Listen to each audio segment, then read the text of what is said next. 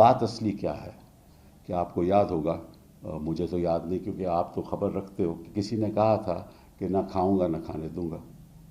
मुझे याद नहीं किसने कहा था, लेकिन किसी ने कहा था। तो अब उसका क्या हुआ? किसी ने ये भी कहा था कि मैं स्विस बैंक से सारे करोड़ों रुपए जो अवैध डिपॉजिट्स हैं वो वापस लेकर आएंगे, 15 लाख हर शख्स को देंगे, हर नागरिक को देंगे। इन्होंने तो यहाँ से ही ले लिए, स्विस बैंक की ज़रूरत ही नहीं, इन्होंने तो अपने खाते में डाल लिए। अब मैं मानता हूँ, ये मेरी अपनी बात है, कि या ना तो सीबीआई इन्वेस्टिगेट करेगी ना ईडी इन्वेस्टिगेट करेगी, तो अब जिम्मेदारी कोर्ट पे है। कोर्ट क्या करती है? कोर्ट को एक, जैसे 2G में एक SIT बनानी चाहिए और ख़ुद नियुक्ति करनी चाहिए लोगों की उस SIT में। वो इंडिपेंडेंट लोग होने चाहिए, और जो जो भी डोनेशंस हुई हैं, जिस जिस डोनर ने भी पैसा दिया है, कुछ तो ऐसी कंपनी हैं जो लॉस में चल रही हैं, उन्होंने भी पैसा दिया है।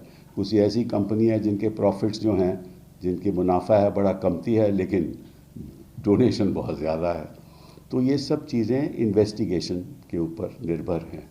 मैं इसके बारे में आज कुछ ऐसी बात कहूँ जो सत्य नहीं हो तो वो गलत बात होगी। लेकिन ये बात ज़रूरी है कि ये सारा जो पैसा है, अगर क्विड प्रो को हुआ है, वो लगता है कि हुआ है, तो अवैध है, और जो इमारतें भी बनी हैं उस पैसे से वो भी अवैध हैं। तो ये तो एक बहुत, जैसे मैंने पहले भी कहा कि हिंदुस्तान में 2 बहुत बड़े स्कैम हुए। एक तो नोटबंदी का, जहां करोड़ों रुपए जो कैश में थे लोगों के, किसी ने कोई कंप्लेंट नहीं की, कोई इतराज़ नहीं किया, सभी ने अपना पैसा बदल लिया, उसकी आज तक इन्वेस्टिगेशन नहीं हुई। वो बहुत बड़ा स्कैम था। अब दूसरा, उससे भी बड़ा स्कैम ये है, क्योंकि इस स्कैम के द्वारा तो इन्होंने अपनी पूंजी में जितना उनको चाहिए था डाल लिया, और दुनिया में सबसे समझ लीजिए कि सबसे बड़ी पूंजीपति पार्टी उभर के भाजपा आई है।